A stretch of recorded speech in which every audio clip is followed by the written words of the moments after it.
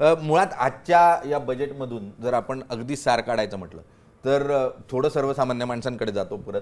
तुम्ही senior citizen बद्दल खूप ते त्याच्याकरता केअरटेकर काहीतरी ते शिकवणार आहेत हेल्थसाठी, हेल्थ केअरमध्ये ते दे आर गोइंग टू.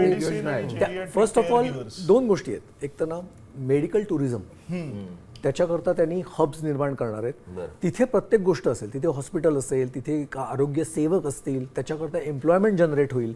आता या हब्समध्ये मेडिकल टुरिझम जरी म्हटलं असं, whether Indian citizen can go and stay there ह्याची आता क्लॅरिटी जसं ते क्लिअर होईल त्याच्यावरनं कळेल. पण ती एक ॲडव्हान्टेज आहे, थोडा अगदी मायनर, आणि त्याचं कितपत आणि कधी होईल ते मला माहिती नाही.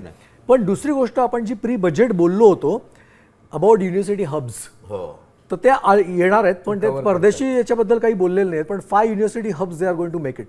आणि त्याच्यामुळे मला डेफिनेटली वाटतं की त्याच्यात चांगली गुंतवणूक होऊन ते इम्प्लिमेंट झालं. मुंबईच्या जवळ नवी मुंबईला एज्यू सिटीची घोषणा महाराष्ट्र सरकारनं केलेली आहे आणि त्यामध्ये एज्यू सिटीमध्ये वेगवेगळ्या परराष्ट्रीय युनिव्हर्सिटी ज्या त्या येतील, त्या आपल्या मुलांना शिकवतील, मग स्किल तयार होईल आणि मग आपली अर्थव्यवस्था बूस्ट होईल, अशी सगळी मानसिकता आहे. यात अजून एक मगाशी सॉरी थोडंसं एक मगाशी सुद्धा प्री बजेट डिस्कशनमध्ये सुद्धा मी ते सगळं ऐकत होतो की काय होतंय की सप्लाय साईडमुळे अर्थव्यवस्था मजबूत होते, हे गृहीतक चुकीचं आहे. म्हणजे कुठल्या अर्थाने, आता पाश्चिमात्य विद्यापीठांना इथे यायला ऑलरेडी परमिशन आहे. मला वाटतं अहमदाबादमध्ये एक सुरू झाली, युनिव्हर्सिटी ऑफ ॲबरडीनचं कॅम्पस आता मुंबईत येतोय.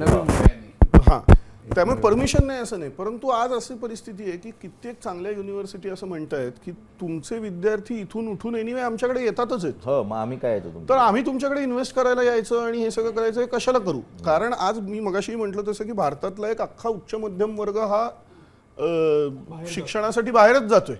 सो तुम्ही नुसतं कॉन्ट्रॅक्ट्स देऊन आणि नुसतं युनिव्हर्सिटीत निर्माण करून हे प्रश्न सुटतील अशातला भाग नाही. तर इथल्या विद्यार्थ्यांना इथे राहावंसं वाटलं पाहिजे, आधी इथे एम्प्लॉयमेंट ऑपॉर्च्युनिटी दिसायला पाहिजे, तर ती शक्यता वाढते.